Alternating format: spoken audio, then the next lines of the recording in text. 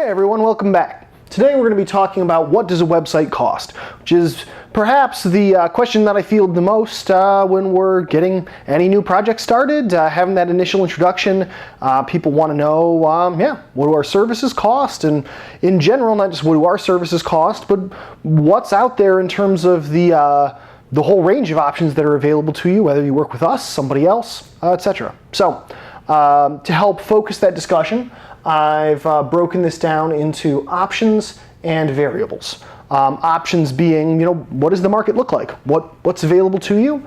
And the variables then being within those options, kind of what sets where you fall within that price range. The reason for doing this, really in short, is that websites can cost anywhere from millions of dollars to as little as practically free.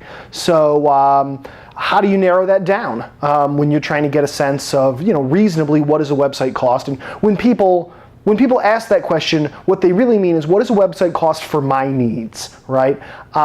And so by having this to work with, you can kind of figure out where do I fall in this spectrum, and then what can I expect a website to cost? So we're going to throw out the extreme outliers here just because they're not what our business looks like, and they're not questions that I would be capable of speaking to. So on the upper end, sites that cost millions of dollars, we're just going to set aside as being an enterprise level, thing that it's not really what we engage in, and I don't really field those calls or spec those projects.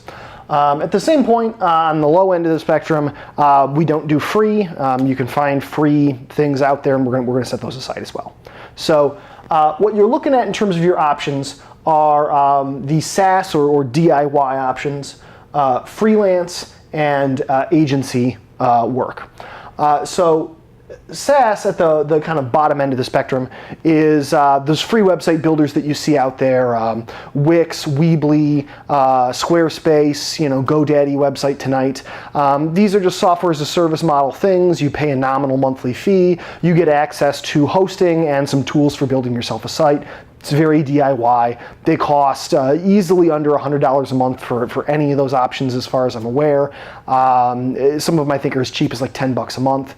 And the downsides of that are fairly readily obvious. I've talked before about the difference between products and services in website design and development, and this is the 100% product end of the spectrum. You're not really buying anybody's time or any services. You're really just building something with the tools that are available. Or you can pay someone to do that for you. I guess technically you could stray up into the freelance territory where a freelancer is using a software as a service tool for you, but that really at that point you're paying for services, and that takes us into the next tier here. So what does a site cost if you're paying someone to build it for you? I think this is really gets to the heart of what the question is when people are usually contacting us. And so a couple of your options right out of the gate are freelance versus agency.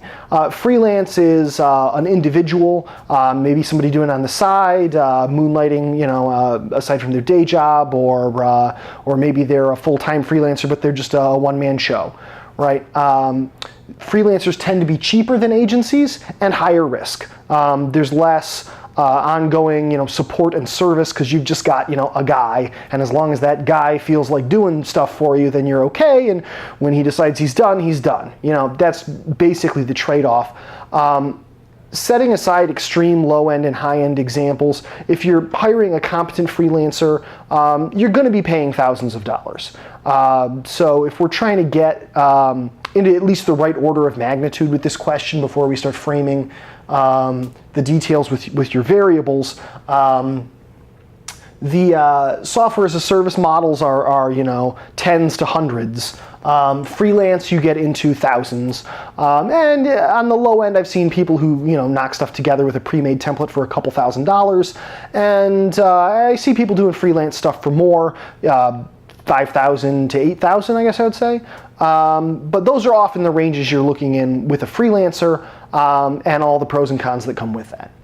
When you get into agency work, you move into the tens of thousands of dollars range, and that's kind of the order of magnitude you want to be thinking in. I don't know of too many competent professionals that, I look around and I know who my competition is and the people who work who I respect, and none of them are doing anything for less than $10,000, and it usually takes something special to get above, say, $100,000. Where you fall in that spectrum depends entirely on variables. What's your project made up of? And that kind of controls where you fall in that spectrum.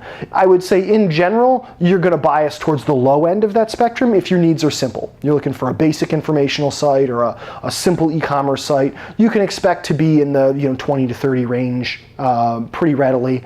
And it's going to take a decent amount to get above 50, I would say, in general. If I'm thinking of, if I do 10 projects or whatever, it's the upper 20% that are getting above that 50, and that bulk of the 80-20 rule, if you will, is going to be between, I'm going to say, 15 and 30. This is assuming, normal business or organization, informational content, and either simple payment processing or e-commerce or events management functionality, things like that. The variables that really affect that are if your design is custom or not. A big thing right out of the gate is, are you working with a pre-existing template and just putting something together within that framework, or are you really doing a custom design? Within a custom design, or even if you're just configuring an existing framework, how many design templates do you have? Is this a simple homepage, subpage, contact page? Or do you have, products pages, services pages, a resource library, a video library, case studies, lots of different templates to design out a forum or something? All those templates add up. Different types of designs, different types of page styles equate to more work. Number of pages is a pretty straightforward one. Do you have 6 pages or 600? That's pretty much a straightforward sliding scale, but it's not just page for page. A long, complicated page is very different from, say, a terms and conditions page, which takes 2 seconds to set up. So, content creation, in addition to building those pages out, where's your content coming from? Is this content that you're providing to your designer developer, to your agency partner? Or are you looking to them to create the content? Are they going to be doing a photo shoot? Are they going to be doing copywriting? A lot of that's one of those factors that drives cost up. And that tends to mount pretty quickly. Providing content versus creating content is a big dividing line in projects. The other big one is functionality. Does your website do something beyond just being a straightforward informational site? This could be anything as simple as complicated forms, payment processing, e-commerce, events management, user accounts. Maybe you just have an advanced resource library and you want a nice advanced search feature, or you want to do some custom mapping of resources onto a map with interrelated data points and things like that. That's what when we talk about functionality, it's those kinds of things that we mean. Those are the things I often find myself speccing when I'm quoting projects, and those are really what affect where you're going to fall on that spectrum. The more of these boxes you're ticking off and the more of each that you need, the further up the spectrum you're going to go. So in broad strokes, the idea here is to give you a sense of the options, which one maybe you want to be leaning towards, what the ranges are within those options. If you want to get into some more details, go to the homepage of our site and download the website pricing guide.